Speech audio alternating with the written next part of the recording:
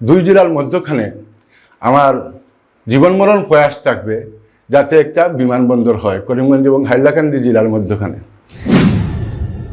করিমগঞ্জ জেলাতে যে উচ্ছেদ অভিযান হয়েছে, সংখ্যালঘু সম্প্রদায়কে টার্গেট করে উচ্ছেদিত করা হয়েছে, সেই উচ্ছেদিত মানুষগুলোর ন্যায়ের পক্ষে আমি সংসদে আওয়াজ তুলব এবং তাদের যে ক্ষতি হয়েছে সেই ক্ষতিপূরণগুলো যাতে সঠিকভাবে পায় তার ব্যবস্থাও করব।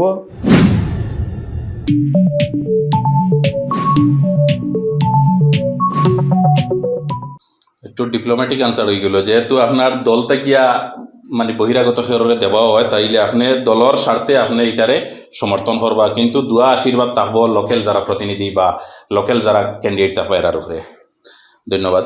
তো আপনার নেক্সট কোয়েশন হইল গিয়া যে আপনার পার্টির থেকিয়া আপনার যা ডিস্ট্রিক্ট কমিটি যারা আছে, ডিস্ট্রিক্ট কমিটির থেকিয়া দেখা যায় যে ডিস্ট্রিক্টর যারা মুখিয়া 2-3 জন মিলিয়া এরা অন্য এক ব্যক্তিরে এই করিমগঞ্জ জেলার অন্য একজন মানুষরে ক্যান্ডিডেট করার লগে বিভিন্ন জায়গা তেন বিভিন্ন ধরনের মিটিং বা এই ধরনের কিছু একটা চলে। আর এই আপনার ডিস্ট্রিক্ট কমিটির কিছু মানুষ দুই পার্টি কেন, কিছু মানুষ আপনার লগে আছে, কিছু মানুষ অন্য একজন মানুষের ক্যান্ডিডেট করার লগে, যেটা মোটামুটি একটা ক্লিয়ার সবে জানে। তো আপনি এই ব্যাপারে কিতা হইতে চান যে আপনার লগে পুরা ডিস্ট্রিক্ট কমিটি আপনার লগে নাই, এরপরে আপনি 50% মানুষ লইয়া ডিস্ট্রিক্ট কমিটির আপনি নির্বাচন প্রতিদ্বন্দ্বিতা করিয়া কতটুকু আপনি সাকসেস হইবা? আচ্ছা, এইসব জিনিস আপনার থেকে কে যে বলে?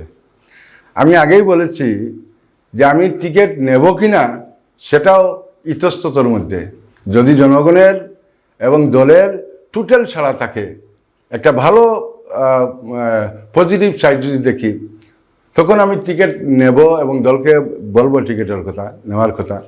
নতুবা দল দিলেও আমি নেব না। এর মধ্যে যখন আমি নিজেই এত শক্ত দাবিদার না, এর মধ্যে আপনারা লবিবাজিও পেয়ে গেলেন, আরেকটা লবি আরেক কাউকে নিয়ে ঘুরছে, একটা লবি আমাকে নিয়ে, এসব মিথ্যা কথা, আজে বাজে কথা। কোনো লবি নেই, এক লবি করিমগঞ্জ ইউডিএফ। করিমগঞ্জ ইউডিএফের একটাই লবি আছে এবং এই লবিটা মানে সেন্ট্রাল কমিটির নির্দেশে আমাকে নিয়ে কাজ করতেছে।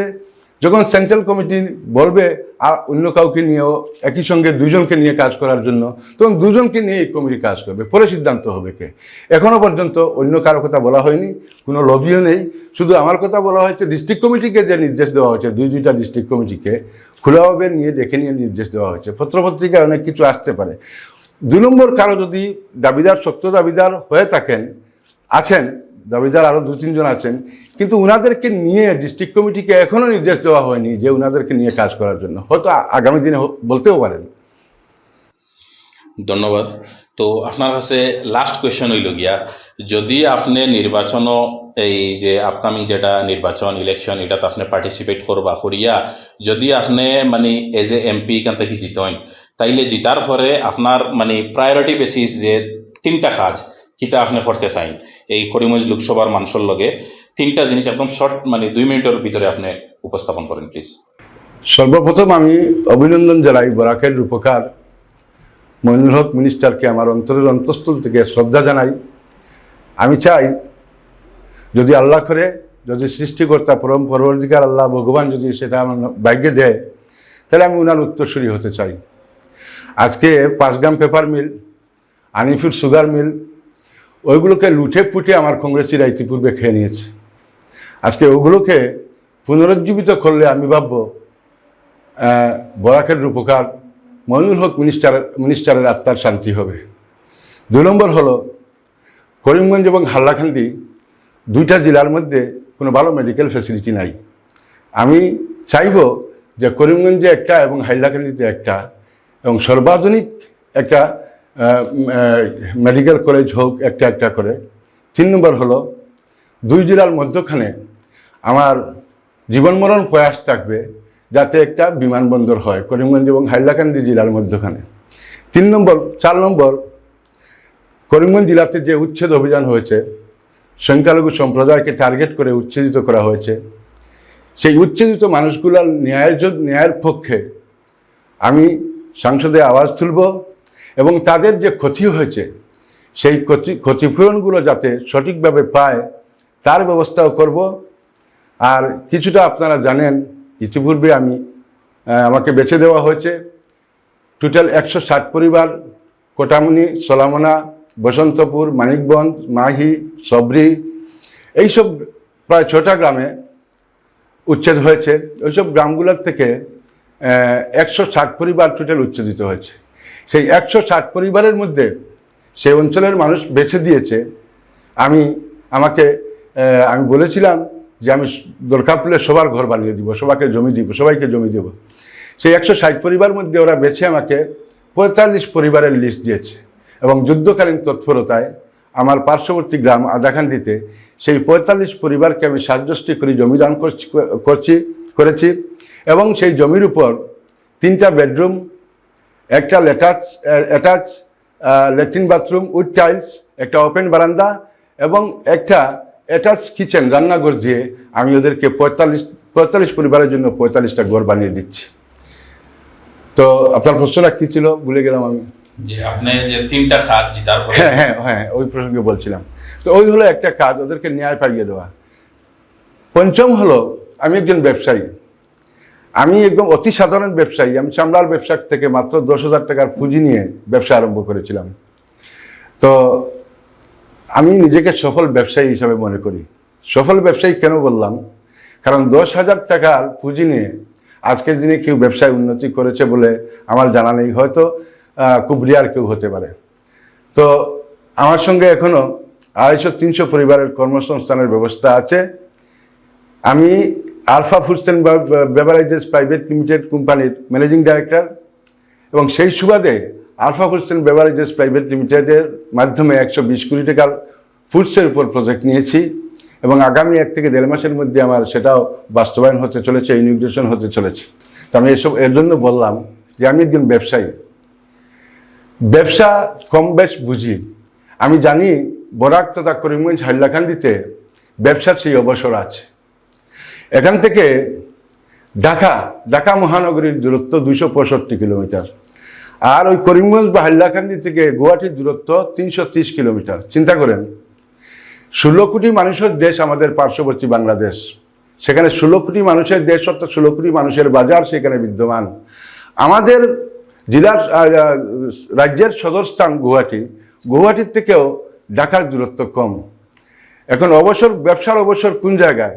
আজকে যদি আমরা ফুডসের যত আইটেমস হয়, মনে করেন নুডলস, চকলেট, চিপস, অজস্র আইটেমস আছে ফুডসের, খাদ্যের দুনিয়ায়, সেগুলো সবচেয়ে বেশি মার্কেটে সেল হয়। আজকে প্লাস্টিকের একটা জিনিস, লোহার একটা জিনিস যদি কেউ কিনে, কালকে আরেকবার কিনবে না। কিন্তু খাওয়ার জিনিস প্রতিদিন মানুষ কিনে, নিত্য প্রয়োজনীয়। তো আমি চাইব যে বরাকের অন্তত করিমগঞ্জ হাইলাকান্দি এই 2 জেলাকে শিল্পনগরীতে রূপান্তরিত করা, সেই অবসর আছে। আজকে ফুডস আইটেমসের প্রধান ইনগ্রিডিয়েন্টস কি? চাল, ডাল, আটা, চিনি, এইগুলো হলো যত সব ফুডস আইটেম তৈরি হয় সেগুলোর মেইন ইনগ্রিডিয়েন্টস হলো এইগুলো। তো এইগুলোর দাম বাংলাদেশের ওইসব আইটেমসের দামের চাইতে অর্ধেক দাম কম। মানে ওখানের দাম যদি হয়, ইন্ডিয়াতে হয় যদি 1 টাকা, বাংলাদেশে হবে 2 টাকা, 50% কম।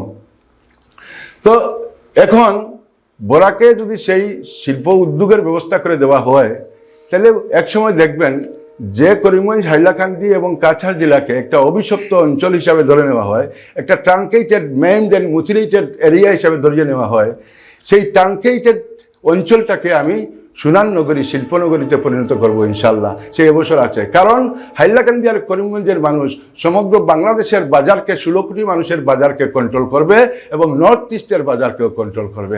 তার জন্য বলছি, আমার পঞ্চম যেটা ধারণা, করিমগঞ্জ এবং হাইলাকান্দিকে বাংলাদেশের মার্কেট কন্ট্রোলার বানাবো, শিল্পনগরীতে তৈরি করব ইনশাল্লাহ। এরপরে আরও কিছু কথা আছে। আমার সুতারকান্দি ট্রেড সেন্টার, সেই ব্যবসার সুবাদে সুতারকান্দি ট্রেড সেন্টারে আমরা বেশ গত কয়েকবার থেকেই আমার ফার্ম, আমার সিস্টার কনসার্ন ফার্ম, আমরা হাইয়েস্ট রেভিনিউ দিয়ে যাচ্ছি সরকারকে। 2.5 কোটি টাকা আমার একটা ফার্ম, গত বছর একটা ফার্ম সরকারকে রেভিনিউ দিয়েছে। আমরা হাইয়েস্ট রেভিনিউ পেয়ার হিসাবে পুরস্কৃত হয়েছি।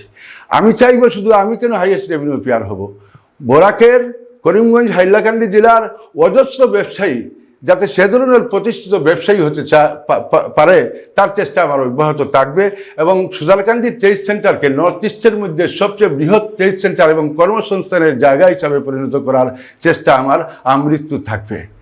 আজকে দেখেন করিমগঞ্জের সদরে একটা ফ্লাইওভার নেই, আমার ঘন্টার পর ঘন্টা মানুষের চলে যায়, 24 ঘন্টার মধ্যে 1 ঘন্টা প্রত্যেক মানুষের চলে যায় করিমগঞ্জ শহরে, ওয়েস্ট হয়। আমার বদরপুর ঘাটে ফ্লাইওভার নেই, ঘন্টার পর ঘন্টা মানুষের ওয়েস্ট হয়। সেই করিমগঞ্জ এবং বদরপুর ঘাটে ফ্লাইওভার এখনও করিমগঞ্জের এমপি আছেন, ওনাকে কেউ দেখতেই পায় না। তো এই 2 জায়গাতে যাতে ফ্লাইওভার হয় তার জন্য আমি সচেষ্ট থাকবো, ইনশাল্লাহ করে চালবো সেটা। ধন্যবাদ। তো আপনারা নিশ্চয় শুনছেন মিস্টার শাহাবুল ইসলাম চৌধুরী উর্ফে পারুল চৌধুরীর মুখ থেকে আমার কাছে আপনারা যেটা কোয়েশন পাঠাইছিলা কমপ্লিট আপনার কোয়েশন আমরা তুলিয়া ধরছি। ইভেন আরও অনেক কোয়েশন আছে, মোর দেন 100 কোয়েশন এখনও রয়ে গেছে, কিন্তু সময়ের স্বল্পতার থাকার কারণে মানে সব কোয়েশন করা গেছে না। তো আমরা এর মধ্যে থেকে কিছু কোয়েশন মানে যারা লাগছে আমরা যেটা ইম্পর্টেন্ট হইব ওটাই আমরা মানে উপস্থাপন করছি কেন। তো এখন আপনার কাছে একটা রিকোয়েস্ট হইল গিয়া, দেখুন এই ইলেকশন যেটা আর এটা হইল গিয়ে অত্যন্ত গুরুত্বপূর্ণ ইলেকশন। আপনারা একজন পার্লামেন্টারিয়ান আপনারা সিলেক্ট করতা, ইনো কোনো ওয়ার্ড মেম্বার নাই, কোনো জেলা পরিষদ ক্যান্ডিডেট নাই বা কোনো অ্যাসেম্বলি মেম্বার নাই, এটা হইল গিয়া পার্লামেন্ট ইলেকশন। আপনারা যারেও ভোট দিবা এই পুরা করিমগঞ্জ হাইলাকান্দি 2 ডিস্ট্রিক্টর মানুষের রিপ্রেজেন্ট করতে গিয়া দিল্লি। তো সেইখানে পার্লামেন্টের ভিতরে মানে বিভিন্ন ধরনের তথ্য তুলিয়া ধরতা, যেখানে এক বনে ওখানে ফাইট করতা। তো একজন ইয়াং এনার্জেটিক মানুষ, ভিজনারি মানুষ হইতে লাগবো, যার লম্বা একটা প্ল্যান আছে। আপনারা নিশ্চয় তার কাছ থেকে সব শুনছেন। আমরা ওরকম একজন করে আমরা সবরে আনমু, আমরা সবরে ইনভাইট দিছি, অলরেডি ইনভাইট দিছি, 2-3 জনের এখনও বাকি রয়েছেন, আমরা ইনভাইট করবো। আর আপনারা সামনে তুলিয়া ধরবো, আপনারা কোয়েশন জিকার করবা, আমরা আপনারা কোয়েশনগুলো তার সামনে তুলিয়া ধরবো, রিপ্লাই কিতা দিন এটাও আপনারা শুনবা।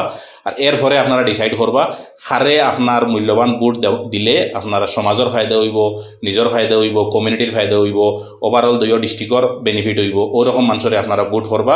যেহেতু এটা হইল গিয়া পার্লামেন্টারি ইলেকশন।